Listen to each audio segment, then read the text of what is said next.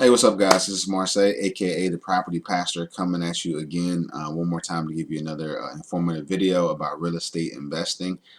Today, we want to talk a little bit about the subject of whether or not you ought to quit your job and go full time in real estate. So, I highly recommend you listen to this video before you make the plunge. Perhaps you've been researching, perhaps you've been to a seminar where you're super pumped up and can't wait to jump all in, and you believe, in the next 6 months you're going to be a millionaire and all that kind of stuff. And I'm not the one to say that can't happen, but I think that we've got some good information for you to just consider before you go in and give them your 2 weeks notice or your 1 day notice or whatever that might be. But before we get started into the content today, rather, I want to encourage you guys to like and subscribe to our page.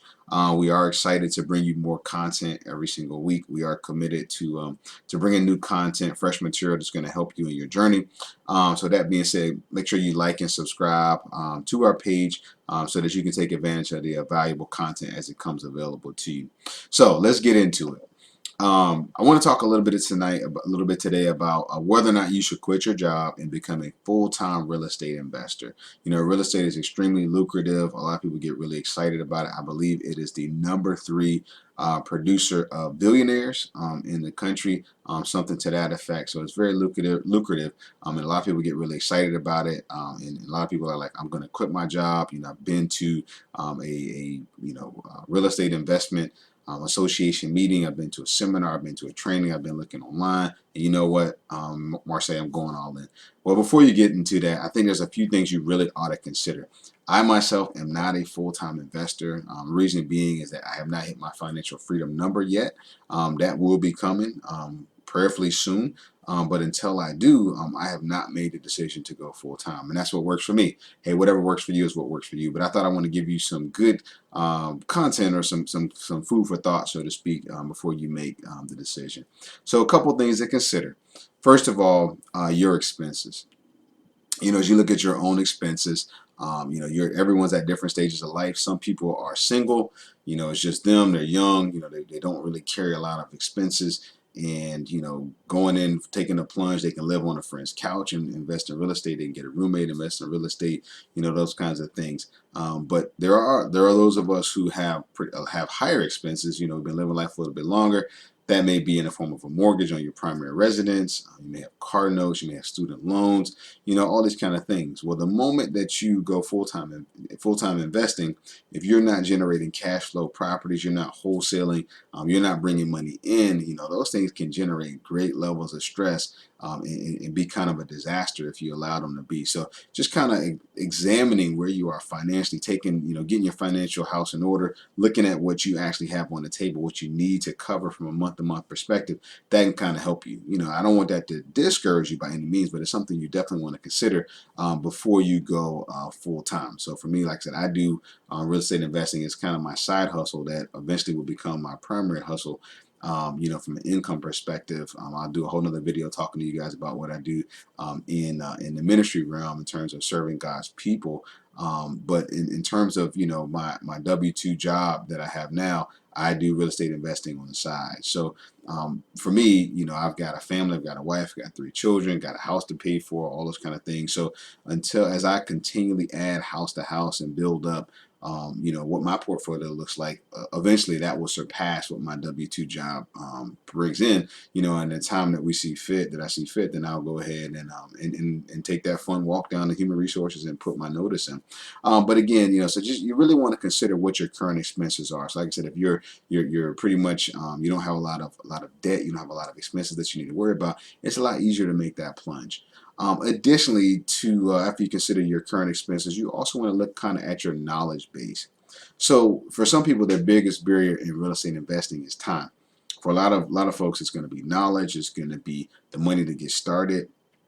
It's going to be having a team built up around you.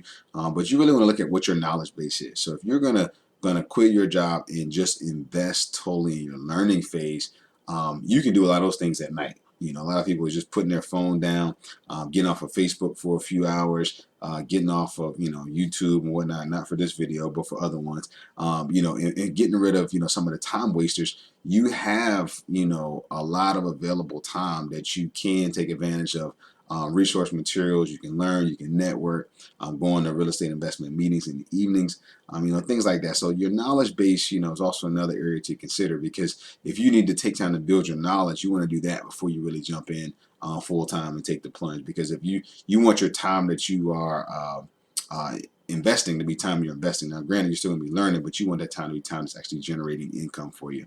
Other thing to really consider is, do you have other sources of income? So we look to kind of add expenses, but also, do you have other sources of income? For most people, their job is their number one source of income. Some folks may have an inheritance. Some folks may have, a side hustle, like they might drive Uber, Lyft, whatever that case might be. But aside from your regular job, do you have anything else that's bringing in money? So as you look at your expenses, you also got to look at your income base as well. Typically, it does take some time to build up your real estate business. There are lots of stories of people who've done it in 6 months, but those folks have had a pretty strong knowledge base and an extremely high level of drive. So one of the things that definitely gets people in real estate investing is the amount of energy, the amount of self-discipline they bring to it. So if you're not a high motor person, you can't just expect, I don't think, to just jump right in there and just build massive momentum in a month, right? It typically takes a lot longer than that. So again, consider other sources of income. And then the other question is, how much time do you need to devote to your investing business? For example, if you're going to be a wholesaler, wholesalers typically have to put a decent amount of time into their business. If you're an old school wholesaler, you're going to be, doing driving for dollars. You're going to be looking at, properties, might be going out to the courthouse, tax liens, probate, all these kind of things you'll be doing just to find leads. So getting enough leads to generate for your business is going to be important as a wholesaler. So I can definitely see where a wholesaler would need a lot of time. But then on the other side, if you're if you're a flipper and you're relying heavily on contractors, where you can do video updates, you can do job site walkthroughs. You've got a contractor who's getting materials. You're essentially finding those deals, scoping them out. You got a pretty strong team around you. You might not need quite as much time. If you're a buy and hold investor like myself, and you mix, like I mix in some rehabs and buy and holds as well. But if you are more of a buy and hold investor, you depend pretty heavily on your team. So once the management of a property, through property management, through your handyman, things of that nature, through property screenings and all that kind of stuff, those can kind of be built through systems. So I don't personally need to be full time quite yet, because I'm able to rely on my team that I've been able to kind of surround myself and build up over time. So like I said, it really kind of depends on what your business that you've defined is. A lot of folks who are starting out, who have kind of the finance spirit, will get into wholesaling, but wholesaling does take a lot of diligence. It takes a lot of time. So like I said, if you're you got a family of five and a house and a student loan and a car note, you like to take a big vacation every year, full-time, business may be a challenge at that point. But on the other hand, if you're, relatively young, or you carry light debt, or just have massive passion, massive knowledge, and massive action that you're ready to take, maybe full-time is the plunge. So, all those things are just some stuff to consider. I told you a little bit about my story, but if I could make a recommendation to anyone, it would really be, if you have high expenses, you really need to find the balance of what's going to allow you to effectively run your business, to grow that business. I really encourage you to define the what, and also to define the why. When you define the why, some people just get into it because they want to make a whole lot of money, and that's really not going to be a sustainable thing. But if you have a true why, for you, if your passion is to generate, financial freedom for yourself and future generations, that's something, a goal that you can stay in front of you and kind of persevere and hold on to different things, like, your job, why you need to do it, and why you save up money and things like that. You're really gonna, I believe you go through seasons in life, and sometimes you may have a season of kind of doing a dual hustle, or grinding on a regular 9 to 5 job and doing real estate in the evenings and on the weekends. So I think you really need to find some balance. And I think it's important that you define goals. What do I want to be? When do I want to get there? For me personally, and I'm going to do a whole nother video about goal setting and reviewing goals and things like that. But, I'm about systematic continual growth. It doesn't mean you get comfortable, because you can't really grow in your comfort zone. But if you step out there and quit your job and go full time in real estate, you definitely want to make sure that that's what you want to do. You want to make sure that's what you're committed to. And really, like I said, you may need to look at investing part time. I know that works for me. Right now, my portfolio is growing. I challenged myself to grow it above and beyond where it was a year prior. And, my goal is within about a year or two to be full time. But, been doing it now for about 2 years. And for me, like I said, I'm a father. I'm a pastor of a church.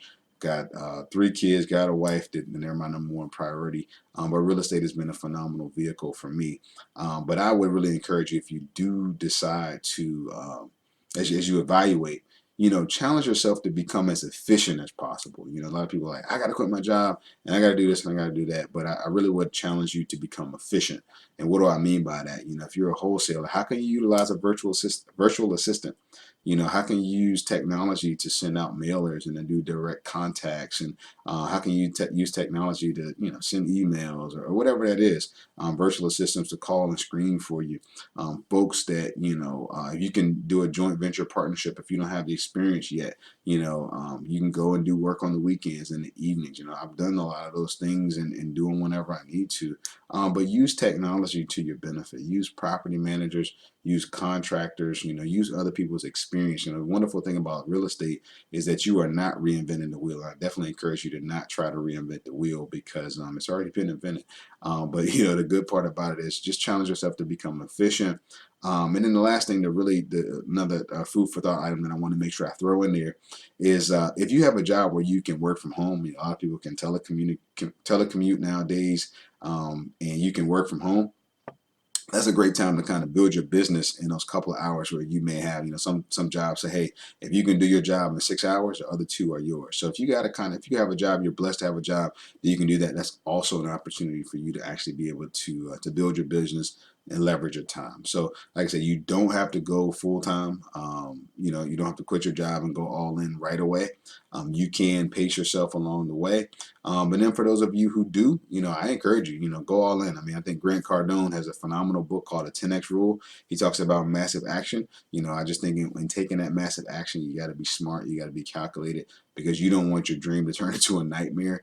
But really, I think, I look in the Bible and it talks about, when we take a journey, we should calculate, the cost. And I think it's important to use wisdom, and to get good counsel. Talk to some other people who have gone full time, and talk to those people who've done it side by side. Who've done it part time as well. I know you can be successful both ways. It's really about finding what works best for you and works best for your business. Look, that's what I have for you guys today. Wanted to just give you some good content to consider if you're looking at going full time, or if you want to do part time as well. Like I said, I know you can be successful with either route you choose. Hey, I wish you nothing but the best in your real estate journey. God bless you, and until the next time, take care.